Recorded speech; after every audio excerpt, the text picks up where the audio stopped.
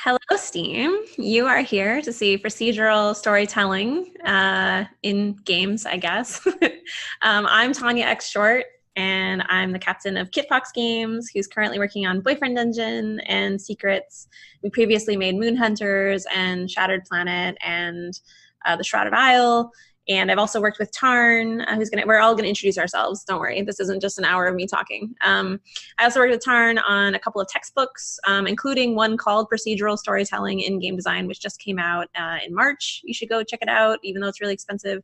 So we're gonna talk about that stuff. Hi. Everybody else, introduce yourself. Yeah, I'll go next. My name is Becca Saltzman. I am the CEO and co-founder of Finji.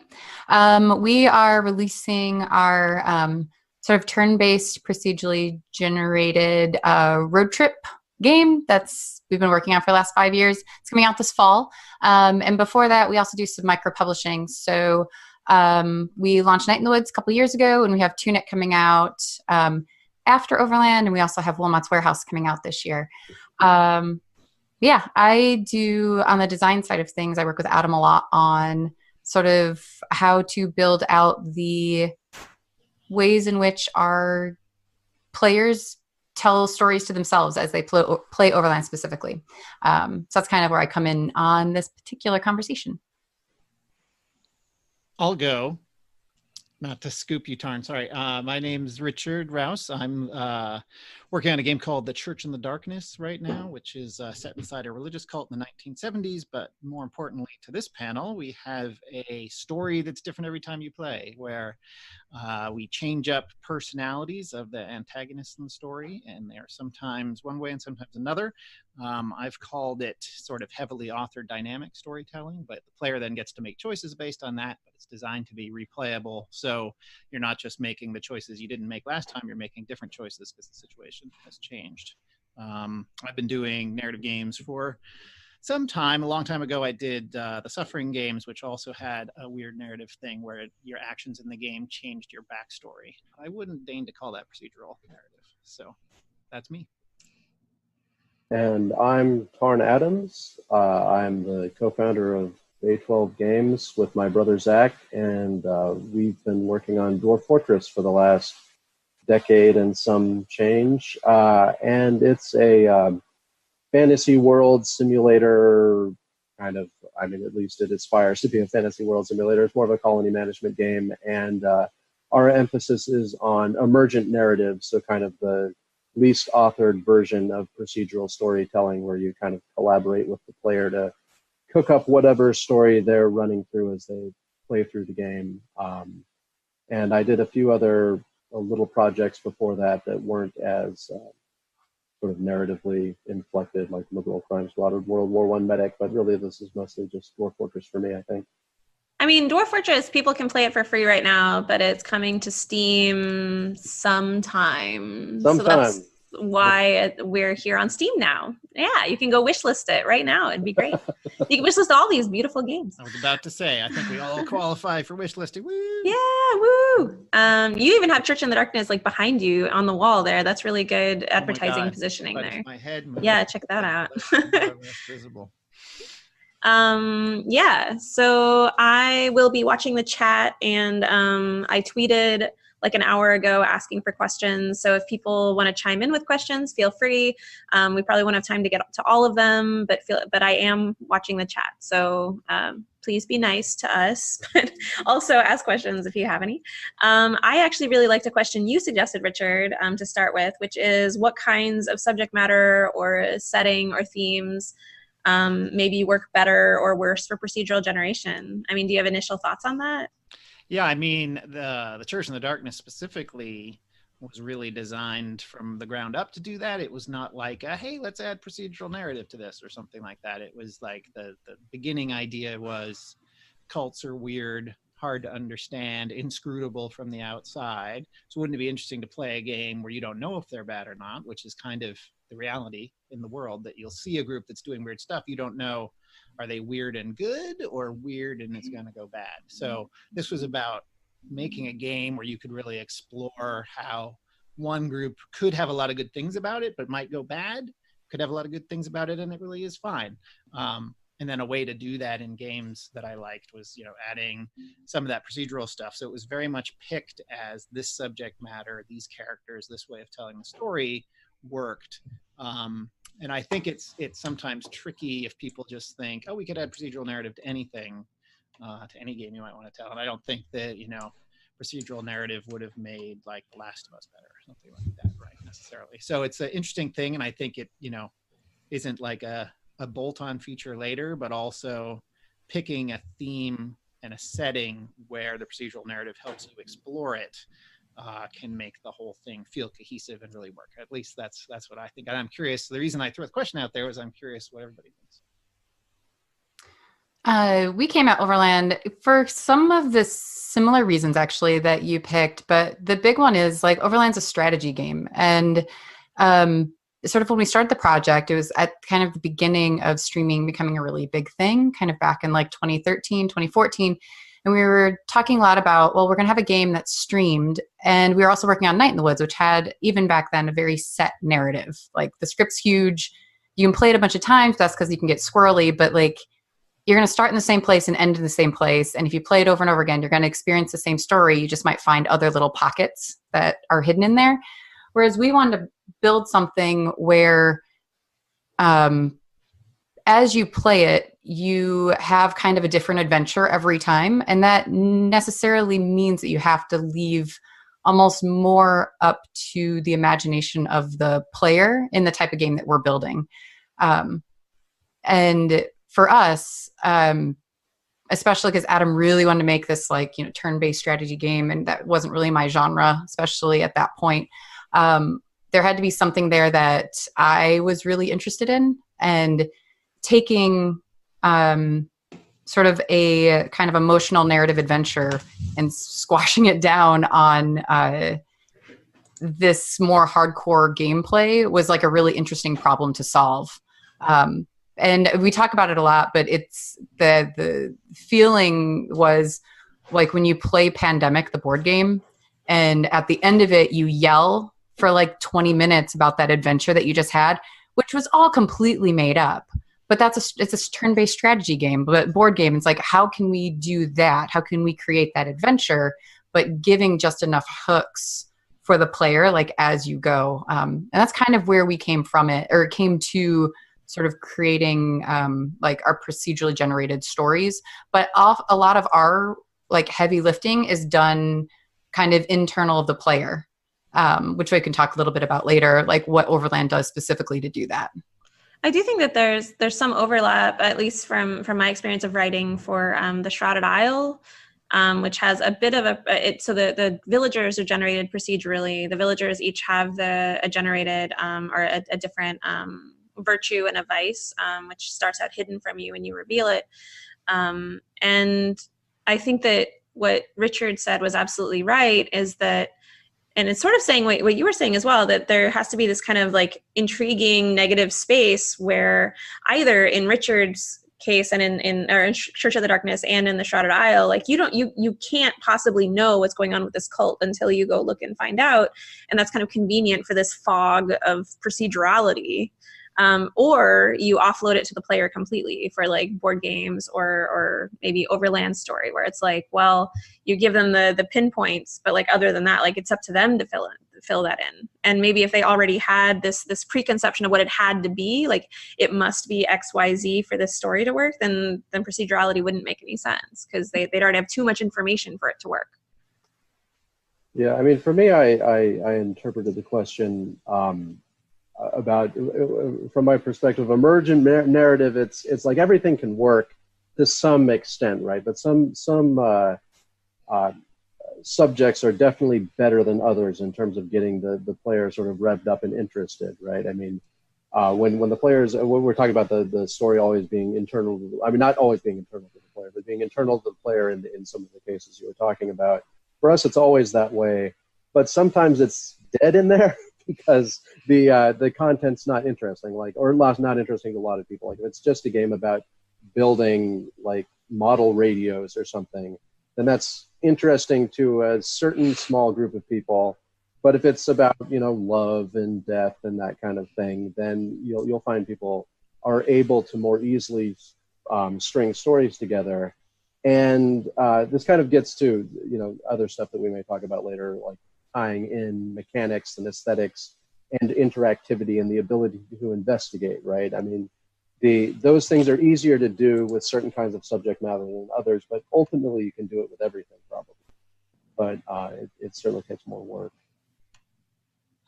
Yeah, but like Dwarf Fortress is a fantasy world, like a recognizable fantasy world, and I think that actually helps in a lot of ways, where people can kind of see the archetypes and immediately kind of map some stuff, but they don't map too much. Whereas, like, I don't know, have you had any mods where people made Dwarf Fortress into like the real contemporary world? Like, would that ever be interesting that you suddenly have? I mean, I guess there was what was that game?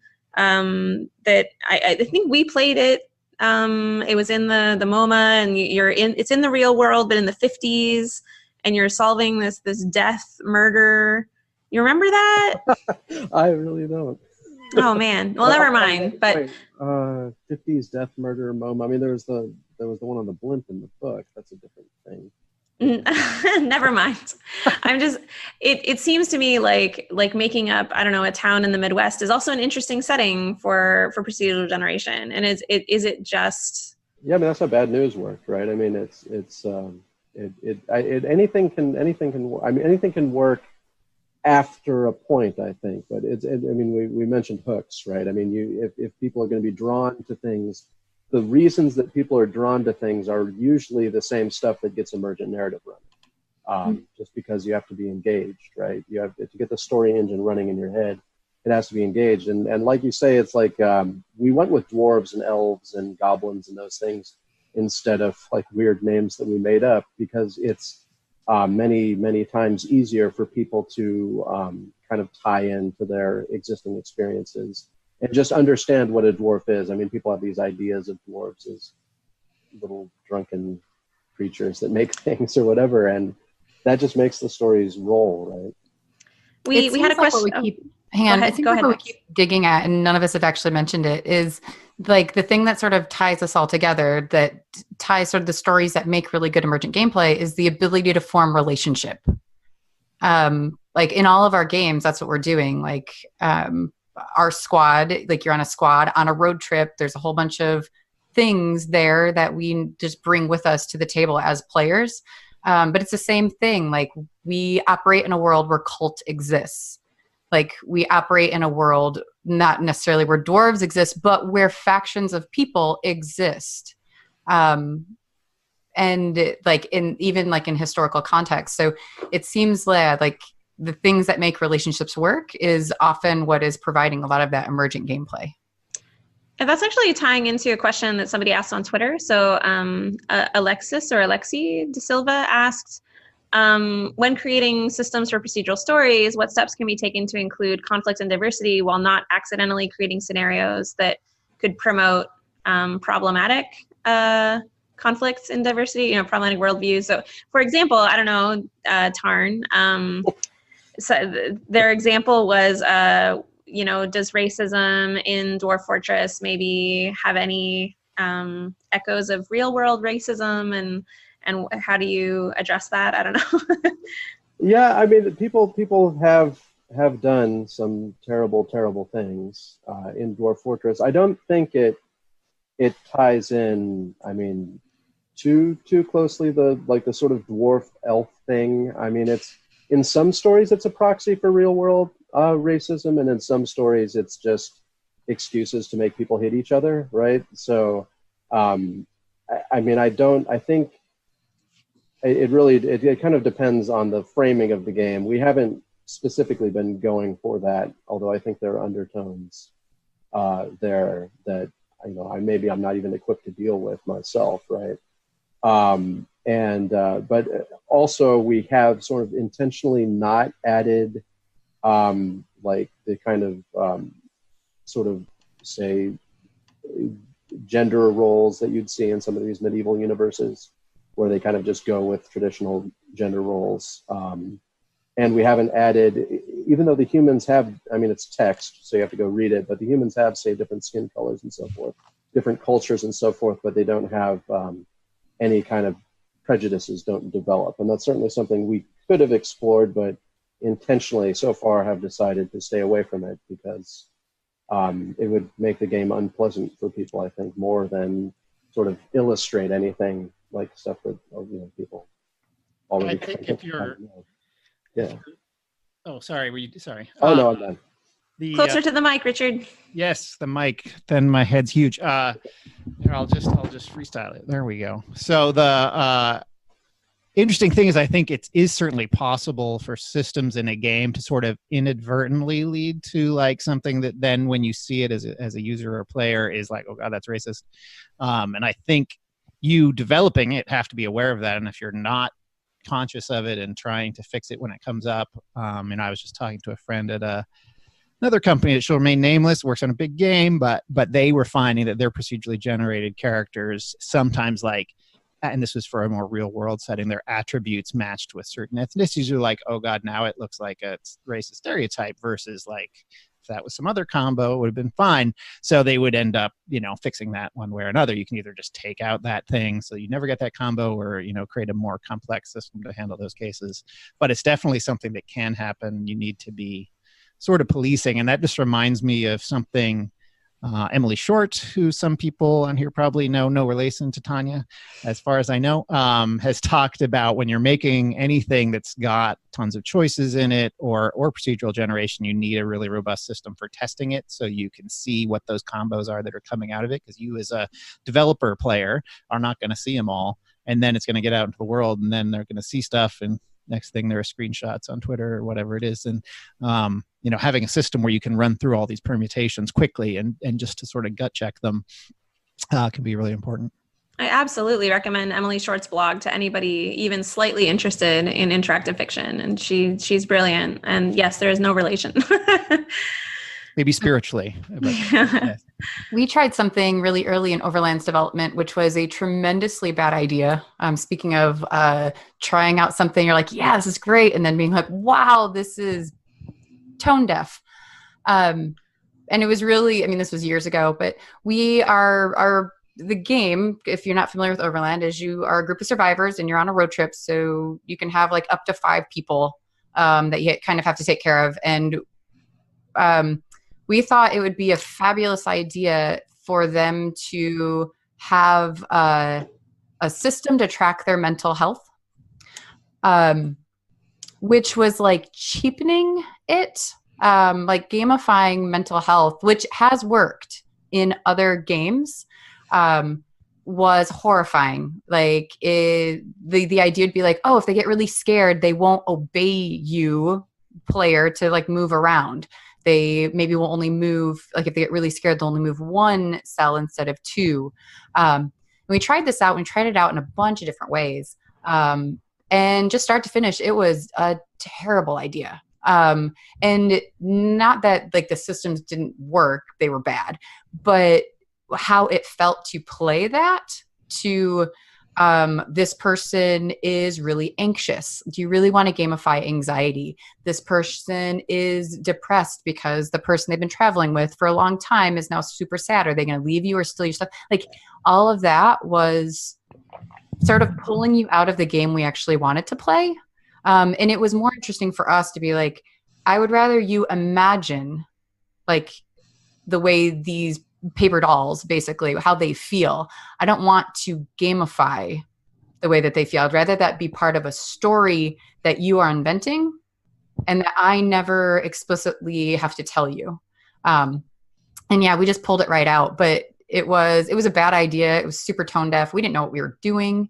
And that left in like late 2014. So like years and years ago, but you have to be super careful when you start kind of digging around in places that you're not qualified to dig around in, to be perfectly honest. And I think if you add certain things like that or racism, say, or whatever, to your game, it quickly becomes the main subject of the game. And if the main subject of your game is something else, maybe, you can still touch on those things, but you still need to be careful about how you do it and thoughtful. But if you add too much of it, now it's taken over the game. And that may be I'm not opposed to that personally. Like if you were making a game about mental health issues and that was the focus and you were spend all your time thinking about that, Right. and the team that could handle that and people who, have experience in that area on all sides or whatever it is, it could be awesome. Right. But don't do it as like a side feature along the way. Yeah. So we got a question in chat at the very beginning that is actually, I think it's really good. So Maddie One Monopoly asked, what's the best way to make a procedural mission or gameplay, and I'm going to say story, feel unique to a player and not just like a repeat mission in a different area? Which, I mean, I would say Kate Compton called this the 10,000 bowls of oatmeal problem. Like, right? Like even if every bowl of oatmeal is technically different, you don't really want to eat another bowl of oatmeal after you just had one. Like you need something different, not just the oats to be in different positions and different sizes and whatever. You need something substantially different. So do you have any tips for how to tell when your procedural story is interestingly different enough? I have one, but I'm going to hold it, and I don't want to answer my own question immediately. So. Yeah, I think that, I mean, that's sort of the central challenge, isn't it? And for us, the solution has been to do callbacks kind of to things that have happened in the game already, like especially if they're player driven. And we don't have like quests or missions per se, but just sort of the ongoing life of the fortress. We found, for instance, just having engravings and things like that have been really interesting to sort of have historical events and statues of things that have happened before. And you can think of that as relating to this mission thing. Like if things build upon something that the player did previously, like in the last mission, and you find ways to hook that into, say, randomly 5 different slots in a mission template or something. It can put in something that's very player inflected, almost like an achievement or something. Then something that the player did, then they will not just see that it's unique what's happening to them, they'll also feel respected and that their agency mattered, right? And you can find pretty cheap ways to do that, I think. But that's, yeah. Ours are actually really similar. I mean, not similar to Dwarf Fortress, but like the same thought process. We call it surfacing. So we have campfires where like our little people talk about some of the things that just happened. As quickly as possible, kind of in very short sentences. But then we also have story badges. That's what we call them internally. Player would never actually call them that, but it's a way to call out important things that have happened, and they sort of are assigned to characters. So if another character kills another person, they're sort of labeled as a murderer. If they were revived from the dead at some point, so basically given CPR, they have like a story badge with that, and that sort of follows along with them to help remind you who these people were and why they're important. And on top of that, like that's all piled down on top of just like this giant systems-based strategy game that has all sorts of stuff that's sort of tracking and pulling things as you go, as far as like the actual gameplay itself on top of the narrative. Yeah, it's sort of an interesting trick. Certainly in the Church in the Darkness, I biased towards the side of picking a few things that the game will really react to in a substantial way. And there are subtle ones. And I think as writers, if you're a fan of literature or writing for other media, there's a lot of subtlety that is encouraged in writing and works really well there. And I think that's partly due to the maturity of those other mediums where people have been reading novels for hundreds of years. Games are very mature, Richard. I don't know what you're implying. Yeah, not M-rated mature. Anyway, but because people have been playing video games for 30 years or whatever it is, they're just not expecting some of this subtlety to be as paramount. So they're not even looking for it. So if it happens, they may miss it. So you kind of need to overdo things to the point where it feels, oh, no one will miss this. It's like all game design, right? It's like we had the giant arrow pointing to the thing and they still don't see it. I guess it needs to be glowing green too, or whatever it is. And it's sort of the same applies to these narrative differences you might make or parts of a procedural mission. Like you think you've added 10 hooks that customize it for them, but they can't tell about most of them. So, then it comes down to play testing. What are the ones people react to? And then maybe just double down on those and less on the little cool subtle things. You want some of those too for you, or for people who play in the game for a long time. But to get that the procedural stuff is there, you need to really show them it's there.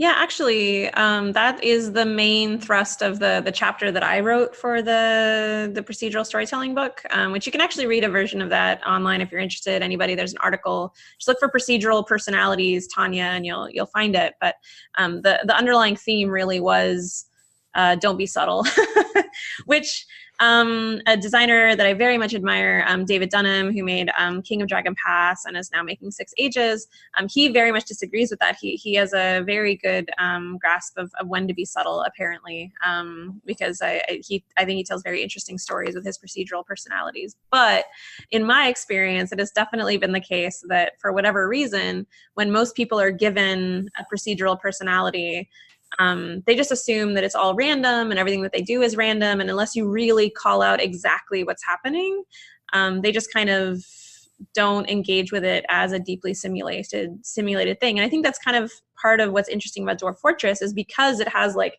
everything is procedural, like on it from the very beginning. Like you can assume that things are deeply simulated rather than assume everything's just kind of random because it's, I don't know, it's an indie game that costs this on Steam and it has these menus that are recognized, and it must be like every other, simulation game or whatever. But I think what you're right, Richard, that signposting it is a big way. For me, from the design perspective, the design side, we have a process when we start simulating something and we start thinking about procedurally generating something, is that we and I know Tarn, you said you do this too.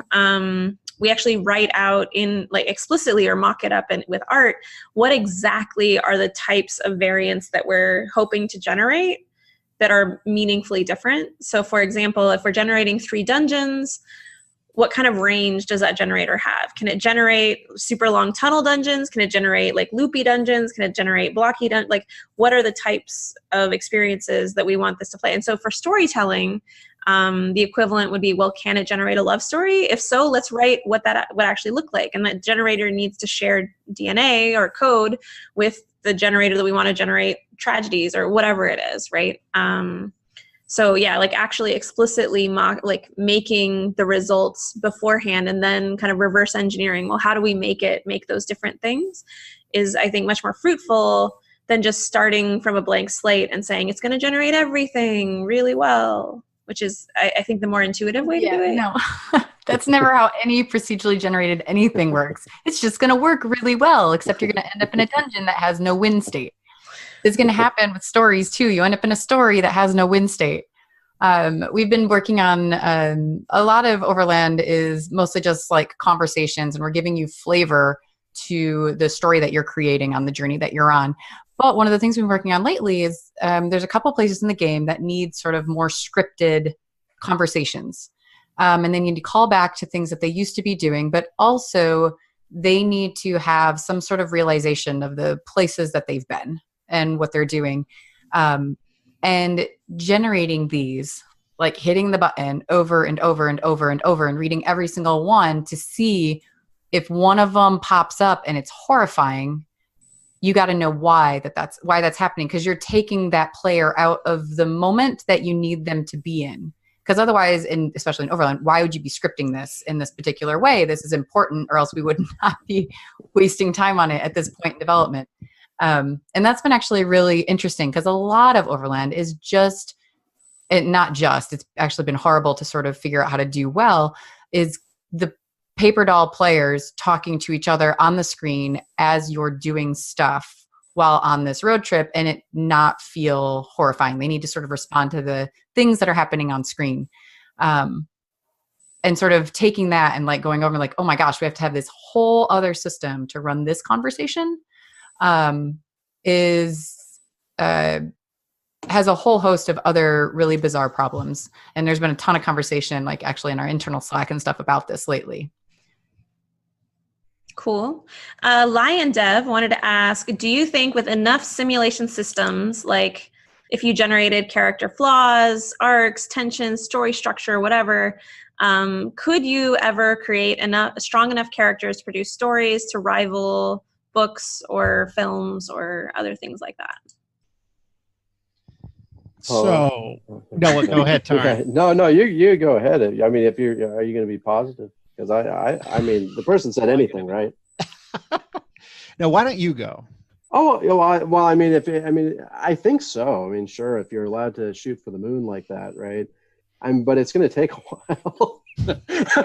we have not yet achieved this, although we're not going for the same thing, I don't think, right? I think for me, that was what I was going to say, is that it's a bit of a red herring in that the goal is not to replace something that a novel does really well, or a movie does really well, or a play does really well, or something that is be a very specific story about a specific thing told optimally for whatever the author wanted to do. When you're dealing with any game system, I think, but particularly when it's got procedural components and you want the player to put themselves into it, you're creating an experience that those other things can't do at all. And it's better to sort of double down on the sort of player's sense of immersion and it being their story, and then being able to replay it and have a very different experience. Whatever it is you're going for, just try to do that super well. And if you're always saying, yeah, but it's still not, Casablanca or whatever, you're always going to be disappointed. I think that's my take on it.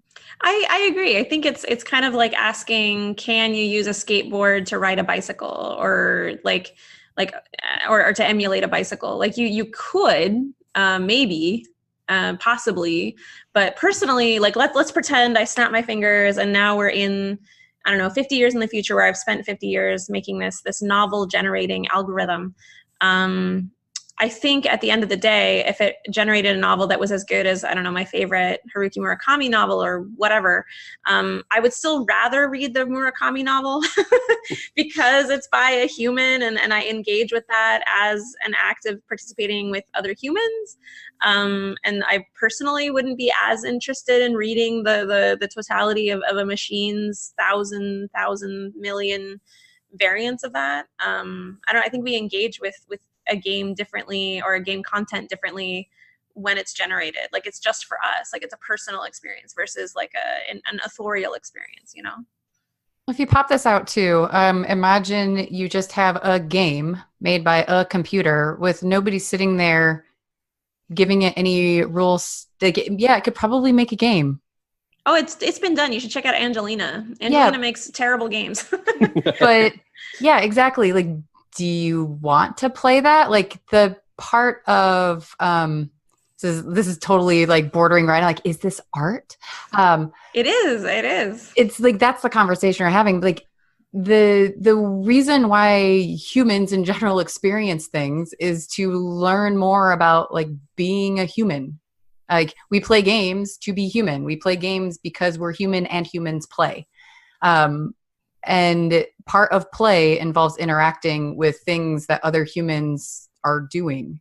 And I think if you were given a game by robot or game by human, you'd be like, I'm curious what's in that one over there, because the ideas are something I might engage with better. And it's the same thing with like books or movies or anything else.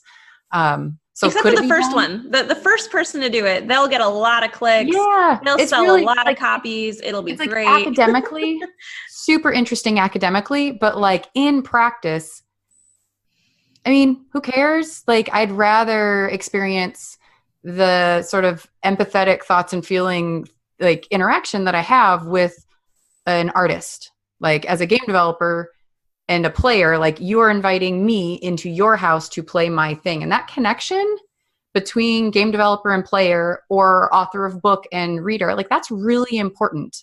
And I don't think that piece would ever necessarily go away. Like even in our weird procedurally generated games, we're still back here authoring interesting things for you to experience. You're still inviting us into our home and engaging with our ideas.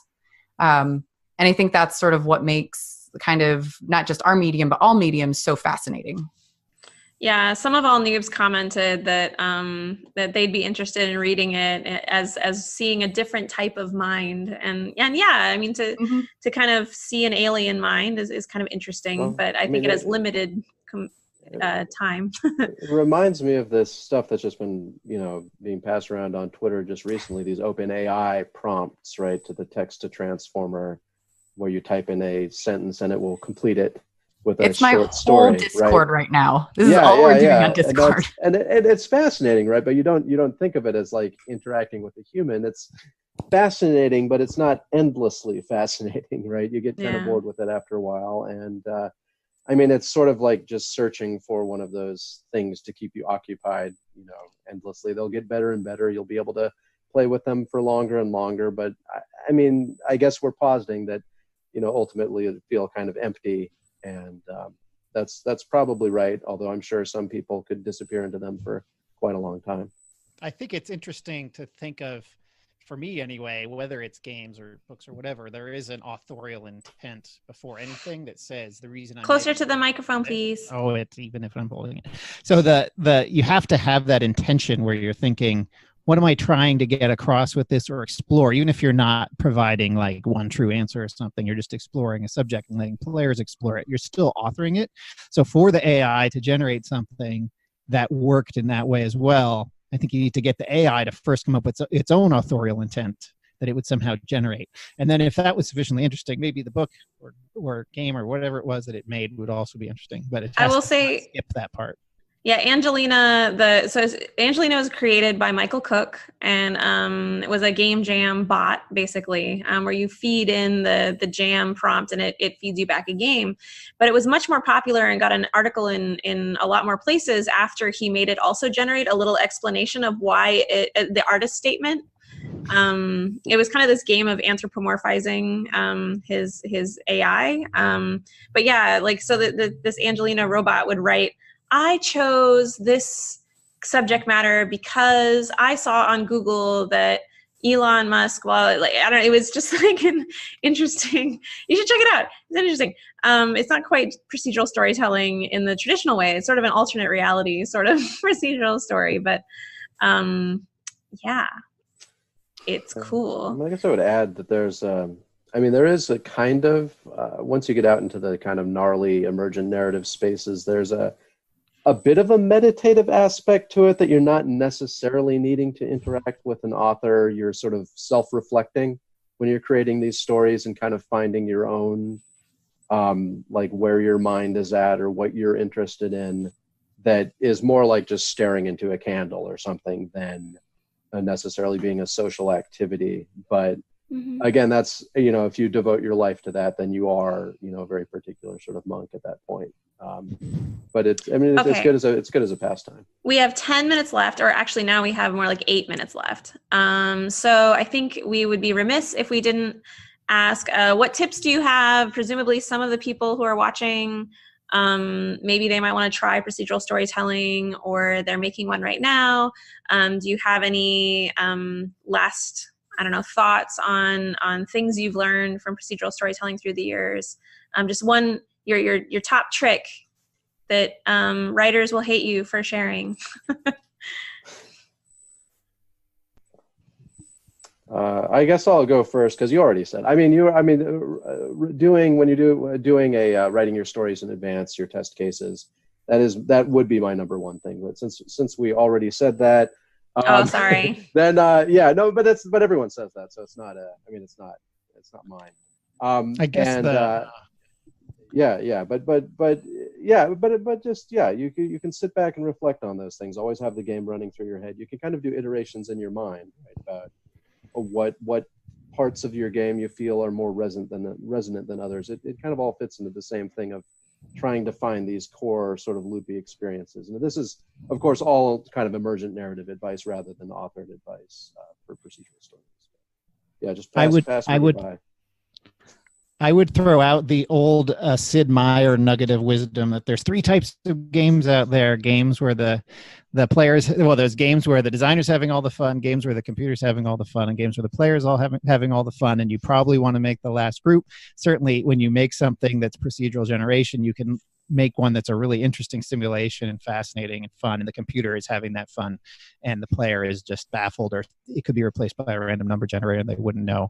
So think of that. Think of like, well, how is the player having more fun or more engagement or being more moved, whatever your metric might be, by this system than if we did it some other way. So for us, this actually goes back to a lot of our design principles, like as a studio in general. which is figure out what kind of story, and I don't mean this by topic, but what kind of story you want to tell in the first place, and sort of draw constraints around that. When you operate in a procedurally generated space, both in design and narration, even when you start messing around in like procedurally generated music, like sometimes you're overwhelmed by the sheer quantity of options.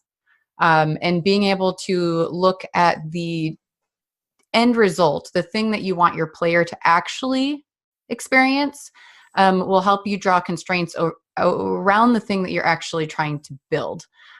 This is really important for us for Overland specifically, which is what kind of stories do we want them to tell as they were playing this game. And that also sort of pulled in the types of players and how to get both like our hardcore audience and people who may not generally play the strategy genre, like how do we get all of them engaged in this version of storytelling that we're so interested in. But that would the decisions that we made based on for Overland, like were made years and years and years ago. And we've continually sort of made the line darker around the idea that we had, to sort of shore up all the gray area that we had there. Yeah, somebody, Paco Smiko, asked questions that it sounds like all of you are actually kind of answering. So like, their first question was, do you ever feel like you work with procedural content because it's really fun to develop? And it sounds like from all of you, it's like, yep, it is super fun to develop, and don't get distracted by how fun it is, because you have to keep refocusing on the player and the player experience. Yeah. Also, like, content is expensive. Like, I'm making a game about North America. If I didn't have procedurally generated content, I would be making this game until I died. Like, this is really important to actually finish things, especially for like a small team. And all of us are super, super small teams. Yeah. And then their other question from Paco Smiko, I don't know if I'm saying that correctly, but was, have you been in the situation where you can see the amazingness of your proc gen thing, but you can't make others see how great and awesome it is? And it sounds like we've all kind of been there when we lost sight of what the players were actually seeing and got a little bit too far away from the end result focus. So hopefully that's helped. The trick there is to ask that question as soon as possible of the players before you have architected the nth complexity version of the system. Just do the simple one, try it out. Are they getting it at all? And then move on. Well, we're in our last few minutes, so it is time to close out. Please reintroduce yourselves and how people can follow you or read more about your games. Richard, why don't you start closing us out? Sure. I'm Richard Rouse. It's been a great pleasure being here with everybody. My game, The Church in the Darkness, is on Steam. You could go wishlist it now. We're streaming stuff all weekend as part of this LudoNarraCon stuff, including our voice actors are in one of the sessions. What is that? Procedural generation with voice acting? How does that work? So you can go, well, you don't really talk about that in that session. I'm sorry. So you can go watch that. We'll be streaming that all weekend. And check us out. And thanks, everybody, for coming. My name is Becca Saltzman, and let's see, you can follow me on the Twitters if you want to read my personal trash, and that's at BEX Saltzman. To learn more about our games, you can go to Finji, finji.co. You can also wishlist all of our stuff on Steam, and follow us on Twitter. We also have a really cool Discord where we hang out all day, and my devs across almost all teams are in there off and on. It's a fun place to chat game design even. We have like games I'm making sort of channel where like we just sort of talk about game design and the things that sort of our fans and our community are working on. But yeah, I'm on the internet all over the place, and so are my games. And yeah, I'm Tarn Adams. You can find me on Twitter at Bay12Games. If you want to play the game, you can grab it for free right now at bay12games.com. That's the text version, though. We've got a shiny 2D graphics Dwarf Fortress coming on Steam that you can wishlist now. And yeah, so we've got forums that if you want to talk to people, because you're going to get stuck if you download it now. Ask questions. You can go to the Dwarf Fortress subreddit and ask questions as well. Lots of helpful people that have all been through the same things. So the struggle's worth it. I mean, at least if you have lots of hours of free time. Yeah, and I'm Tanya X Short. I'm the captain and main designer at Kitfox Games. I'm currently working on Boyfriend Dungeon, but I was also the writer on The Shrouded Isle and the designer of Moon Hunters and Shattered Planet. And also, Tarn and I co-edited Procedural Generation and Game Design and Procedural Storytelling Game Design, which are books that you can read. And also that last one, Procedural Storytelling and Game Design, also features articles from all the people on this panel. And like 20 other people. It's a really good book. Trust me, I am a trusted source on this topic. But anyway, you can follow me at Tanya X Short on Twitter, or you could follow Kitfox Games. We also have a very active Discord where the devs from Boyfriend Dungeon and past games hang out and chat a lot. So that has been procedural storytelling in games as part of LudoNarraCon, and I'm told we're the last panel. So I don't think there's going to be closing remarks. I think what's going to happen is that this panel and all the other ones are going to loop for the next couple days, but you should also check out all the different exhibitors listed below the stream right now. Like, click on all of them because they're all going to have like live streams going on all weekend with like different developers talking about different things, all to do with storytelling and really cool narratives and stuff. Thanks, Valve, for hosting this cool thing, and Fellow Traveler for organizing it. And thanks for having us. And thanks for watching the stream, Steam. So have a good weekend, everybody. See ya.